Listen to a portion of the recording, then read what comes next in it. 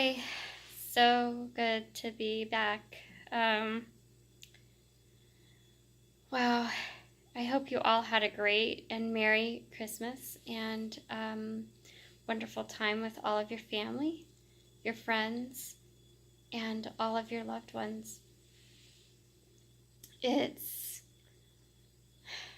was tough. I got to drive back in the snow, death of cold, driving on Christmas Day, and then got to warm up and cozy with my beautiful friends and family, and I'm hoping that all of you understand throughout all of the stuff that you may have experienced on Christmas Day and trying to get to where you were going, or maybe you are just now having Christmas with your family and loved ones, or waiting for your family and loved ones to get back from wherever they've been in case they were in the military, and you're going to have a belated Christmas, what my family calls Little Christmas, traditionally.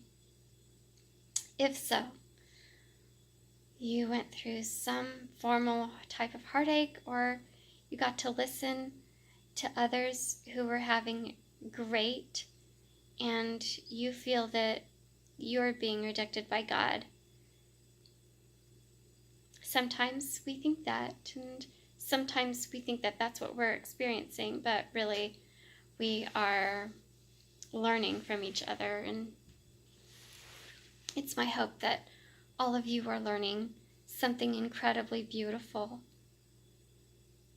amongst all of the angst and the craziness and the chaos and the stuff that this season brings on.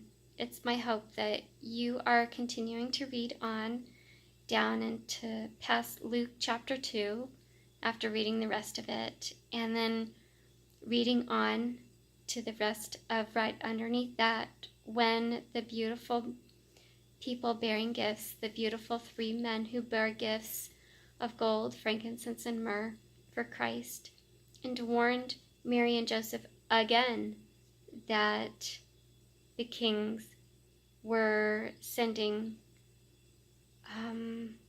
killing parties out after them because of the birth of the Christ child. A totally even more cruel form of hate and mainly rejection. So we may think that we're being rejected right now, or have gone through hard rejection and hard times, but really nothing like what they went through. There are answers out there right now if you are feeling alone, but in reality, it's tough because we don't like going through it. And I'm encouraging you right now to make some changes even before the new year. And those changes tie into our heartstrings. And sometimes things are going to be a struggle, and we are going to experience rejection. That opens us up to something even more powerful. So turn on your local Christian radio, turn off and tune out of your television and the news, and no matter what you want to call it, just media in general, and look up on the internet your local food banks and your local volunteer project. Start doing some volunteer work. Start getting into, per se, looking into what it takes to be a volunteer with a suicide hotline. Talk to your local churches. And if you are Catholic like me, there's nothing stopping you from being a part of a totally different denomination's volunteer work as well. Make an effort. You are not alone. Jesus was never alone. And you're like, well, yeah, Jesus was God. That's not it. Jesus wasn't alone because he and his parents and God the Father has never let us be alone. We just know that we just have to know. We just have to realize that there is a lot of good that comes from rejection, all forms, and in its very nature. Have a continual Merry Christmas.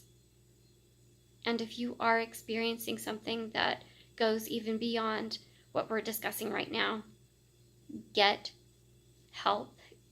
Talk to someone. Look at your situation differently. Because life is supposed to be a struggle. It's not really supposed to be some cute little peaceful Barbie doll, whatever. It's supposed to be a struggle, and that's what makes it so great. Amen. Merry Christmas. I hope that your holiday has been amazing.